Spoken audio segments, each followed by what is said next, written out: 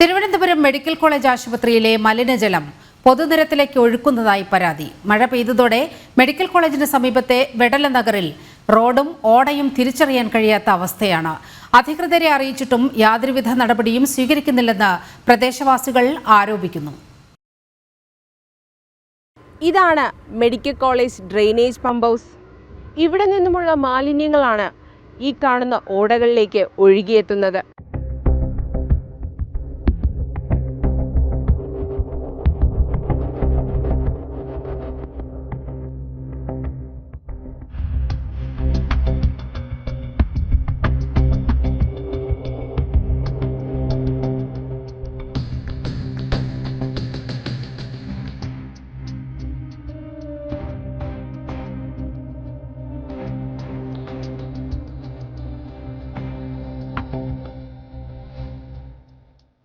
പണിതിട്ടും പണിതീരാത്ത റോഡും പൊട്ടിപ്പൊളിഞ്ഞ ഓടയും. Medical college വെടല Nagar സ്വദേശികൾക്ക് ഉണ്ടാകുന്ന ദുരിതം ചെറുതല്ല. കഴിഞ്ഞ ദിവസം അപ്രതീക്ഷിതമായി പെയ്ത മഴയിൽ ഇവിടുത്തെ നിരവധി വീടുകളിൽ വെള്ളം കയറി. റോഡ് തിരിച്ചറിയാൻ പറ്റാത്ത അവസ്ഥ.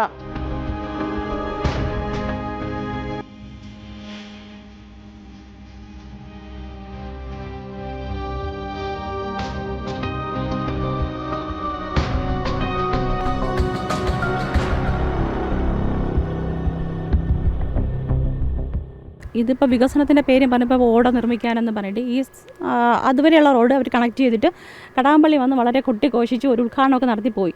അത് പോയതിന് ശേഷം അവർ വീണ്ടും വന്ന് ഈ റോഡ് ഇവിടുത്തെ ഈ കാണുന്ന ഇതൊരു ഓടയാണ്, ഈ സൈഡിലേക്ക് കാണുന്നത്.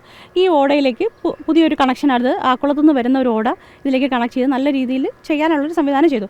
പക്ഷേ അവർ ചെയ്ത് വന്നപ്പോഴത്തേക്കും ഈ നടുക്കുള്ള ഈ റോഡ് ഇതിനെ കൂടെ കുത്തിപ്പൊളിച്ചു. ഇപ്പോൾ 6 മാസം കൊണ്ട് ഇവിടുത്തെ ജനങ്ങൾ മുഴുവൻ ദുരിതത്തിലാണ്. കാരണമെന്ന് വെച്ചാൽ ആർക്കും മഴ പെയ്ത് കഴിഞ്ഞാൽ വെളിയിൽ ഇറങ്ങാൻ പറ്റില്ല. ഈ മെഡിക്കൽ കോളേജിൽ നിന്ന് വരുന്ന ഈ വേസ്റ്റ് വാട്ടർ, ഡ്രെയിനേജ് വെള്ളം, അതും കൂടെ മഴ പെയ്ത് കഴിഞ്ഞാൽ കലർന്നിട്ട് ഈ റോഡ് മുഴുവൻ ഇത് നിങ്ങളത് കറക്റ്റായിട്ട് മഴ സമയത്ത് വന്നാൽ മാത്രമേ നിങ്ങൾക്ക് തിരിച്ചറിയാൻ പറ്റുള്ളൂ.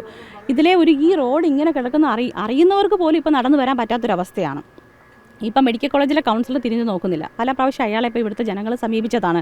ഈ ഡ്രെയിനേജ് വെള്ളവും മഴവെള്ളം കൂടെ കലർന്ന് വീടിനകത്തേക്ക് കയറിയിട്ട് ഈ കൊതുക് കൂത്താടി ഇനി എന്തൊക്കെ അസുഖങ്ങളാണ് മനുഷ്യന് വരാൻ പോകുന്നതെന്ന് പറയാൻ പറ്റാത്തൊരവസ്ഥയിലേക്കാണ് പോകുന്നത്. മഴ പെയ്ത് കഴിഞ്ഞാൽ നടപ്പാത തിരിച്ചറിയാൻ വടികുത്തിയാണ് പ്രദേശവാസികളുടെ സഞ്ചാരം.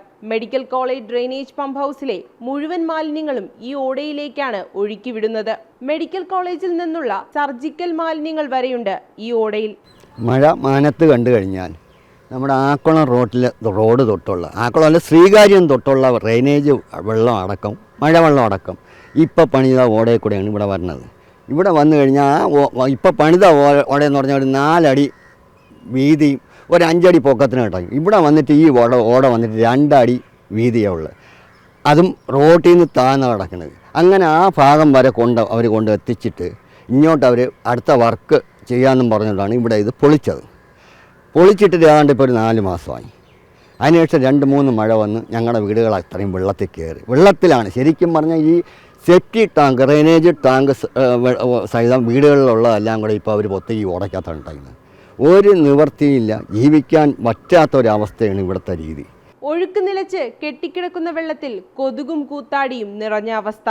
കുട്ടികൾക്ക് പുറത്ത് ഓടിക്കളിക്കാൻ പറ്റാത്ത സ്ഥിതി. ഇതിനു പുറമെ പകർച്ചവ്യാധികളും ത്വക്ക് രോഗങ്ങളും പിടിപെടുമോ എന്ന ആശങ്ക വേറെ. എത്രയും പെട്ടെന്ന് പണി പൂർത്തിയാക്കി വെള്ളക്കെട്ട് ഒഴിവാക്കണമെന്നാണ് നാട്ടുകാരുടെ ആവശ്യം. മെഡിക്കൽ കോളേജ് ഡ്രെയിനേജ് പമ്പ് ഹൗസിൽ ഉൾപ്പെടെയുള്ള മാലിന്യങ്ങൾ ഇവിടെ കെട്ടിക്കിടക്കുന്നുണ്ട്. മഴക്കാല ശുചീകരണ പ്രവർത്തനങ്ങൾ എങ്ങും എത്തിയിട്ടുമില്ല. ഇനിയും ഇത് തുറന്നാൽ പകർച്ചവ്യാധികൾ വർദ്ധിക്കുമെന്നതിൽ യാതൊരുവിധ സംശയവുമില്ല. ക്യാമറാമാൻ മനോജിനോടൊപ്പം ശ്രീനന്ദ, ജനം, തിരുവനന്തപുരം.